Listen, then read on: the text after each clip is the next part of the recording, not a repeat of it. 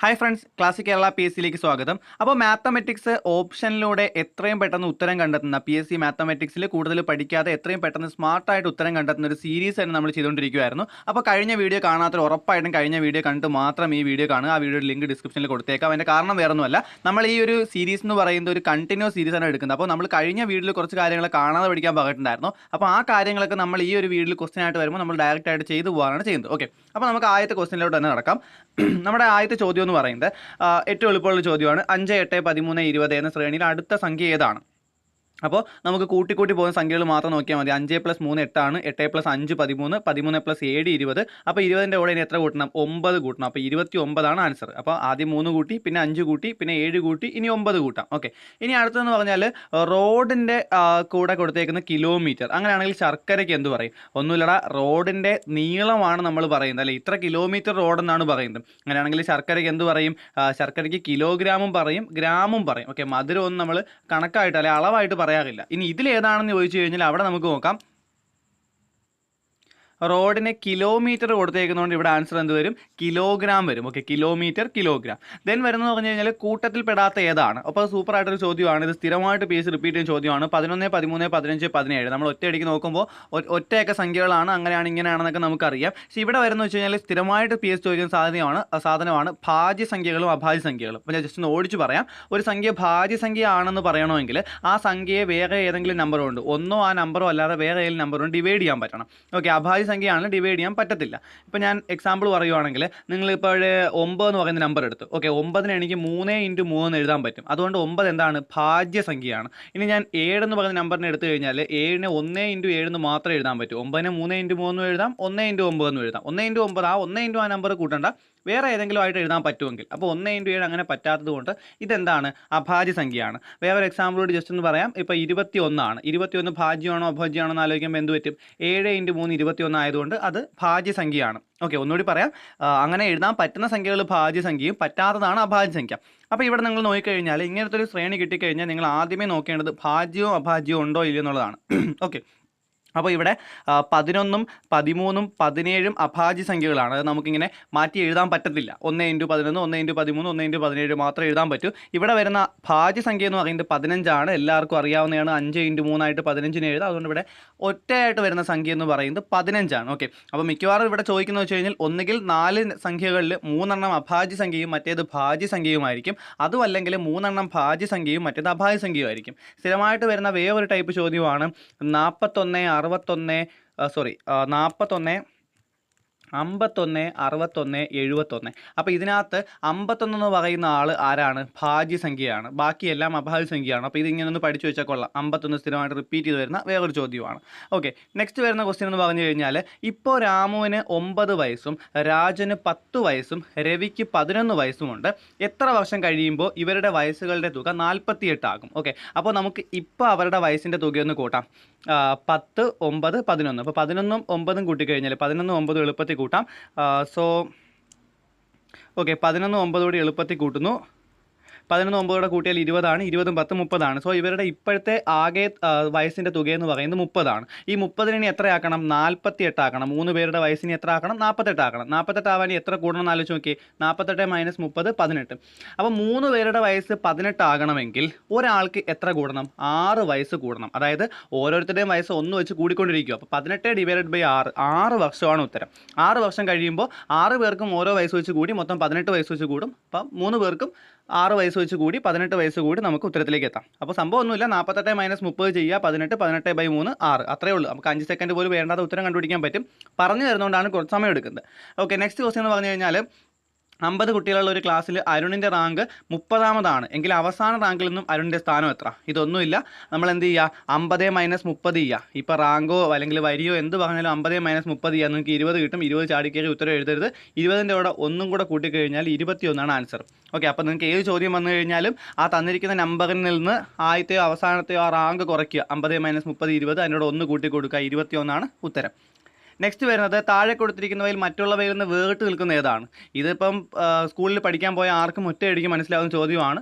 അതിൻ്റെ ഉത്തരവെന്ന് പറയുന്നത് ന്യൂനകോണാണ്. ഓക്കെ, ന്യൂനകോൺ. കാരണം സമചതുരവും നമുക്കറിയാം, ചതുരം നമുക്കറിയാം, ത്രികോണം നമുക്കറിയാം, ന്യൂനകോൺ മാത്രം നമുക്ക് അറിയത്തില്ല. അതുകൊണ്ടാണ് ഇതിൻ്റെ ആക്ച്വൽ നമ്മളങ്ങനെ എഴുതുന്നതിൻ്റെ കാരണം. പക്ഷെ സംഭവം നമുക്ക് കൃത്യമായിട്ട് മനസ്സിലാക്കാൻ പറ്റും. ന്യൂനകോൺ എന്ന് പറഞ്ഞാൽ ഒരു കോണാണ്. 90 ഡിഗ്രിയേക്കാൾ ചെറിയ കോണിനാണ് നമ്മൾ എന്ത് വിളിക്കുക? ന്യൂനകോൺ എന്ന് വിളിക്കുക. ബാക്കിയെല്ലാം നമുക്കറിയാം ചിത്രങ്ങളാണ്, ഒരു ക്ലോസ്ഡ് ഫിഗേഴ്സ് ആണ്. ഓക്കെ, അതുകൊണ്ടാണ് സമചതുരവും ത്രികോണവും ചതുരവും എന്ത് വരുന്നത്? ഒരുമിച്ച് വരുന്നത്. ന്യൂനകോൺ വേറിട്ട് നിൽക്കുന്നത്. നെക്സ്റ്റ് എന്ന് പറഞ്ഞാൽ ഒരു കോഡ് ഭാഷയിൽ ക്യാറ്റിന് 24 എന്ന് എഴുതാമെങ്കിൽ റാറ്റിന് എങ്ങനെ എഴുതാം? സോ ഇതെന്ന് പറയുന്നത് ഇംഗ്ലീഷ് അക്ഷരങ്ങൾ നമ്മൾ 1, 2, 3 എന്നിങ്ങനെ ഓർഡറിന് എഴുതി കഴിഞ്ഞാൽ ആ സ്ഥാനവിലകൾ കൂട്ടിയാണ് ഇവിടെ എഴുതിയിരിക്കുന്നത്. അപ്പോൾ അത് മനസ്സിലാക്കാൻ നിങ്ങൾ ആദ്യമേ അക്ഷരങ്ങളുടെ സ്ഥാനം ഒന്ന് എഴുതി നോക്കുക. അപ്പോൾ ഏറ്റവും എളുപ്പത്തിന് എഴുതാനായിട്ട് നിങ്ങൾ ഒരു സ്ഥാനം മാത്രം ഓർത്ത് വെച്ചേക്കുക. 1ാമത്തെ നമ്പർ എ ആണെന്ന് നിങ്ങൾക്ക് അറിയാം, 10ാമത്തെ നമ്പർ ജെ ആണെന്നും 20ാമത്തെ നമ്പർ ടി ആണെന്നുള്ള കാര്യം നിങ്ങൾ ഓർത്ത് വെച്ചേക്കുക. ഓക്കെ, അപ്പോൾ നിങ്ങൾക്ക് അറിയാം ABC, 3ാമത്തെ നമ്പറാണ് C. Okay, C plus A എന്ന് പറയുന്ന 1ാമത്തെ നമ്പറാണ്. 20 എന്ന് പറയുന്നത് ടി എന്ന് പറയുന്നത് 20ാമത്തെ നമ്പറാണ്. അപ്പോൾ 20, 1, 21, 3, 24 അങ്ങനെയാണ് നമുക്ക് ഇവിടെ 24 കിട്ടിയേക്കുന്നത്. അപ്പോൾ ഇനി എനിക്ക് 6 വേണം. ഓക്കെ, ടി ആണല്ലോ 20, അപ്പോൾ RST നിങ്ങൾ അല്ലെങ്കിൽ അല്ലാതെ എഴുതി നോക്കിയാലും മതി. RST. അപ്പോൾ എസ് എന്ന് പറയുന്നത് 19ഉം R എന്ന് പറയുന്നത് 18ഉമാണ്. ഇനി 18 പ്ലസ് എ എന്ന് പറയുന്നത് 1 ആണ്. 1 പ്ലസ് ടി എന്ന് പറയുന്നത് നമുക്കറിയാം 20 ആണ്. അപ്പോൾ 20 പ്ലസ് 18 പ്ലസ് 1 അങ്ങനെ 20, 1, 21, 18, 39 ആണ് നിങ്ങൾക്ക് കിട്ടുന്നത്. ഓക്കെ, അപ്പോൾ നിങ്ങളുടെ ഇവിടുത്തെ ആൻസർ എന്ന് പറഞ്ഞാൽ 39 ആണ്. നിങ്ങൾക്ക് ജസ്റ്റ് എഴുതി നോക്കിയാൽ മനസ്സിലാവുന്നേ ഉള്ളൂ. 1, 8, 27, 64 എന്ന ശ്രേണിയിലെ അടുത്ത സംഖ്യ ഏതാണ്? ഓക്കെ, അപ്പോൾ ഇത് വീണ്ടും 7ാം ക്ലാസ്സിലെ SCRT ഒരു ചോദ്യമാണ്. നമ്മൾ കഴിഞ്ഞ ക്ലാസ്സിൽ കുറേ പറഞ്ഞു 7ാം ക്ലാസ്സിലെ മാത്തമാറ്റിക്സിന് ഒരുപാട് ചോദ്യങ്ങൾ വരുന്നുണ്ടെന്ന്. ഇത് സിമ്പിൾ ക്വസ്റ്റ്യൻ ആണ്, പക്ഷേ അറിഞ്ഞുകൂടെങ്കിൽ ചെയ്യാൻ പറ്റത്തില്ല. 1ൻ്റെ ക്യൂബ് എന്ന് പറഞ്ഞു കഴിഞ്ഞാൽ 1/3, അതായത് 1 × 1 × 1 അതിനാണ് ക്യൂബ് എന്ന് പറയുന്നത്. 1ൻ്റെ ക്യൂബാണ് 1, 2ൻ്റെ ക്യൂബാണ് 8, 3ൻ്റെ ക്യൂബ് 3 × 3 × 3, 3 × 3 9, 9 × 3 27. ഓക്കെ, 4ൻ്റെ ക്യൂബാണ് 64. അങ്ങനെയാണെങ്കിൽ നിങ്ങൾ ഇനി അടുത്ത ആരായിരിക്കും? 5ൻ്റെ ക്യൂബായിരിക്കും. 5ൻ്റെ ക്യൂബ് എന്ന് പറഞ്ഞു കഴിഞ്ഞാൽ 5 × 5 × 5. സോ അതിൻ്റെ ഉത്തരം എന്ന് പറയുന്നത് 125 ആയിരിക്കും. അപ്പോൾ നമ്മൾ കഴിഞ്ഞ ക്ലാസ്സിൽ കുറച്ച് കാര്യങ്ങളെ കാണാതെ പഠിക്കാൻ പറഞ്ഞായിരുന്നു. അതിൻ്റെ കൂടെ ഇപ്പോൾ തരുവാണ് 1 മുതൽ 5 വരെയുള്ള 5 വരെ മാത്രം മതി. 1 മുതൽ 5 വരെയുള്ള സംഖ്യകളുടെ ക്യൂബ് നിങ്ങളൊന്ന് കാണാൻ പഠിച്ചു വയ്ക്കുക. അതായത് 1, 8, 27, 64, 125 കൂടി 5 സംഖ്യകൾ നിങ്ങളൊന്ന് കാണാതെ പഠിച്ചു വയ്ക്കുക. അപ്പോൾ കാണാതെ പഠിക്കാൻ പറയുന്ന ചെറിയ ചെറിയ സാധനങ്ങൾ നിങ്ങളൊന്ന് എഴുതി വെച്ച് തന്നെ കാണാതെ പഠിക്കുക. ഓക്കെ, നെക്സ്റ്റ് ക്വസ്റ്റ്യൻ എന്ന് പറയുന്നത് ഒരു അതിവർഷത്തിൽ ഫെബ്രുവരി 1 വ്യാഴാഴ്ചയായാൽ മാർച്ച് 2 ഏത് ദിവസമായിരിക്കും? ഒരു അതിവർഷത്തിൽ ഫെബ്രുവരി 1 വ്യാഴാഴ്ചയായാൽ മാർച്ച് 2 ഏത് ദിവസമായിരിക്കും? അപ്പോൾ ഇത് എളുപ്പമുള്ളൊരു ചോദ്യമാണ്. അതിവർഷം ആ ഒരു വാക്കാണ് നിങ്ങൾ മെയിനായിട്ടും പരിഗണിക്കേണ്ടത്. അതിവർഷം എന്ന് പറഞ്ഞാൽ എന്താണെന്ന് നിങ്ങൾക്ക് അറിയാം. അതിവർഷത്തിൽ ഫെബ്രുവരിയിൽ 29 ദിവസം കാണും. അപ്പം ആ 1ാമത്തെ ദിവസം വ്യാഴാഴ്ചയാണ്. 29-ന് 1 കുറയ്ക്കുക. 29-ന് 1 കുറച്ച് എത്ര? 28. 28 എന്ന് പറയുന്നത് 7ൻ്റെ മൾട്ടിപ്പിൾ അല്ലേ? 28 7ൻ്റെ മൾട്ടിപ്പിൾ അല്ലേ? അതുകൊണ്ട് ആ 28 ദിവസത്തെയും കളഞ്ഞേക്കുക. 7 എവിടെ നിന്ന് വന്ന് ചോദിക്കരുത്. ഒരാഴ്ചയിൽ 7 ദിവസങ്ങളുണ്ട്. അപ്പോൾ ഈ 28 ദിവസവും കളഞ്ഞേക്കുക. ഇനി വരുന്ന 29 കഴിഞ്ഞ് തൊട്ട് അടുത്ത വരുന്ന ദിവസം ഉറപ്പായിട്ടും ഈ ദിവസം തന്നെ ആയിരിക്കും, വ്യാഴാഴ്ച തന്നെ ആയിരിക്കും. 29 കഴിഞ്ഞ് പിന്നെ അടുത്ത വരുന്ന ആരാ? മാർച്ച് 1 ആണ്. മാർച്ച് 1 വ്യാഴമാണെങ്കിൽ മാർച്ച് 2 ഏതായിരിക്കും? വെള്ളിയായിരിക്കും. അപ്പോൾ ഒന്നുകൂടി ഞാൻ പറയാം, ഫെബ്രുവരി 1 വ്യാഴാഴ്ച ആ ഒരു മാസത്തെ കണക്കെടുക്കണം. അപ്പോൾ ആ ഒരു മാസം 29 ദിവസമുണ്ട്. 29 - 1 എടുത്തു 28. ആ 1 എന്ന് പറയുന്നത് ഈ 1 ആണ്. ഓക്കെ, 1 എടുത്തു 28. 28/7 നമുക്കറിയാം, അതൊരു 7ൻ്റെ ഗുണിതമാണ്. അതുകൊണ്ട് ആ 28 ദിവസവും നമ്മൾ കളഞ്ഞു. നെക്സ്റ്റ് വരുന്നത് മാർച്ച് 2. അപ്പോൾ മാർച്ച് 1 വ്യാഴമാണ്, മാർച്ച് 2 എന്ന് പറയുന്നത് വെള്ളിയായിരിക്കും. ഓക്കെ, നമുക്കിനി ഒരു ക്വസ്റ്റ്യൻ കൂടി ജസ്റ്റ് ഉണ്ട്. ഓക്കെ, ഇതിൽ 91ാമത്തെ ചോദ്യം ചെയ്തില്ലായിരുന്നു. അപ്പോൾ ജസ്റ്റ് ബോർഡ് മാസ് ആയതുകൊണ്ട് ഞാൻ അവസാനം ചെയ്യാമെന്ന് പറഞ്ഞിരിക്കുമായിരുന്നു. അപ്പോൾ ഇത് ജസ്റ്റ് ചിഹ്നങ്ങളൊക്കെ മാറ്റി കൊടുത്തിട്ടുണ്ട്. ഇപ്പോൾ ഈ സ്ഥിരമായിട്ട് ചോദിക്കുന്ന ഒരു ടൈപ്പ് ചോദ്യമാണെന്ന് നിങ്ങൾക്കറിയാം. അപ്പോൾ ചിഹ്നങ്ങൾ മാറ്റാൻ വേണ്ടിയിട്ട് ഞാൻ ആദ്യമേ മാറ്റിയൊന്ന് എഴുതിയിട്ട് നമുക്ക് പറയാം 48. ഇനി ഇത് നോക്കിയാൽ പ്ലസ് എന്ന് പറഞ്ഞാൽ എന്താണ് കൊടുത്തേക്കുന്നത്? പ്ലസ് എന്ന് പറഞ്ഞാൽ ബൈ ആണ്. 48/16. ഇനി ബൈ എന്ന് പറയുന്ന ചിഹ്നത്തിന് നമ്മൾ ഭാഗം എന്ന് പറയുന്ന ചിഹ്നത്തിന് മൈനസ് എന്നാണ് പറഞ്ഞേക്കുന്നത്. -4. ഇനി മൈനസിന് എന്താ കൊടുത്തേക്കുന്നത്? ഇൻറ്റു ആണ്. ഇൻറ്റു 2, ഇൻറ്റുവിന് പ്ലസ് ആണ്, +9. ഈ സാധനം ഇതുപോലെ എഴുതി കഴിഞ്ഞാൽ നമുക്ക് ബാക്കി കാര്യങ്ങളെല്ലാം ബോർഡ് മാസ് ചെയ്യാൻ പറ്റും. അപ്പോൾ ബോർഡ് മാസ് നിങ്ങൾക്ക് അറിയാം. ബോർഡ് മാസ് മറന്നുമല്ലേ? ബോർഡ് മാസ് നമ്മൾ വേറൊരു വീഡിയോ ആയിട്ട് തന്നെ ചെയ്യും. അപ്പോൾ ബോർഡ് മാസ് എന്ന് പറഞ്ഞു കഴിഞ്ഞാൽ bracket open, division, multiplication, addition, subtraction. Okay, ഡിവിഷനും മൾട്ടിപ്ലിക്കേഷനും ആദ്യം ചെയ്യുക, അഡിഷനും സബ്ട്രാക്ഷനും പിന്നെ ചെയ്യുക. കുറേ പേർക്കൊരു അബദ്ധമുണ്ട്, ആദ്യം ഡിവിഷൻ ചെയ്യുക, പിന്നെ മൾട്ടിപ്ലിക്കേഷൻ ചെയ്യാം, പിന്നെ അഡിഷൻ ചെയ്യാം, പിന്നെ സബ്ട്രാക്ഷൻ ആണെന്ന്. പക്ഷേ അങ്ങനെയല്ല. ആക്ച്വലി ഡിവിഷനും മൾട്ടിപ്ലിക്കേഷനും ആദ്യം, പിന്നെ അഡിഷനും സബ്ട്രാക്ഷനും അങ്ങനെയാണ് വരുന്നത്. അപ്പോൾ 48/6 നിങ്ങൾക്ക് അറിയാം. 48/16 എന്ന് പറയുന്നത് 3 ആണ്. അപ്പോൾ ഇവർക്ക് പകരം ഞാൻ എത്ര എഴുതി? 3 എഴുതി. ഇവർക്ക് പകരം ഞാൻ എത്ര എഴുതി? 3 എഴുതി. ഇനി 4 × 2 ഇതിൻ്റെ കൂടെ തന്നെ ചെയ്യാം. 3 മൈനസ് അതുപോലെ ഇട്ടു. 4 × 2 8. 8 + 9. ഇനി എന്ത് ചെയ്യുക? വേണമെങ്കിൽ അഡീഷൻ ആദ്യം ചെയ്യാം. 9ഉം 3ഉം കൂടെ കൂട്ടിയാൽ 12. 12 - 8 = 4 എന്ന് വരും. സോ ഒന്നുകൂടി ഞാൻ പറയാൻ വേണമെങ്കിൽ എങ്ങനെയാണ് വരുന്നത്?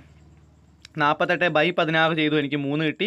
4 × 2 8 കിട്ടി. ഇനി ആ 3ഉം ഇവിടെ കിടന്ന 9ഉം 3ഉം 9ഉം കൂടെ കൂട്ടിയിട്ട് 8 കൊണ്ട് കുറച്ച് കഴിഞ്ഞു. ഓക്കെ, 3 9 കൂടെ കൂട്ടിയിൽ 12, 12 - 8 ആണ് നിങ്ങൾക്ക് എത്ര കിട്ടിയത്? ഉത്തരം 4 കിട്ടിയത്. അപ്പോൾ ബോട്ട് മാസ് നിങ്ങൾക്ക് അറിയാമെന്ന് വിചാരിക്കുന്നു. ആദ്യം ഡിവിഷൻ പിന്നെ മൾട്ടിപ്ലിക്കേഷൻ, ആദ്യം ഡിവിഷനും മൾട്ടിപ്ലിക്കേഷനും പിന്നെ അഡീഷനും സബ്ട്രാക്ഷനും ചെയ്ത് കഴിഞ്ഞാൽ ബോട്ട് മാസ് തെറ്റാതെ നിങ്ങൾക്ക് ചെയ്യാൻ പറ്റും. അപ്പോൾ ഇത്രയും ചോദ്യങ്ങളാണ് നമ്മൾ ഇന്ന് ചെയ്തത്. ഞാൻ കഴിഞ്ഞ വീഡിയോയിൽ പറഞ്ഞത് വീണ്ടും ആവർത്തിക്കുകയാണ്. ഈ വീഡിയോ മാത്രം കണ്ടെന്ന് വെച്ചാൽ നിങ്ങൾക്ക് മാത്തമാറ്റിക്സിൽ എല്ലാ മാർക്കും കിട്ടുമെന്ന് ഞാൻ പറയുന്നില്ല. പക്ഷേ ഈ സീരീസിലെ മുഴുവൻ വീഡിയോസ് നിങ്ങൾ കാണുവാണെങ്കിൽ ഉറപ്പായിട്ട് നിങ്ങൾക്ക് ഏറ്റവും കുറച്ച് പഠിച്ചുകൊണ്ട് മാത്സിൽ ഏറ്റവും കൂടുതൽ മാർക്ക്, ഫുൾ മാർക്ക് തന്നെ വാങ്ങാനായിട്ട് പറ്റും. സോ കൂടുതൽ വീഡിയോസ് ആയിട്ട് കാണുക.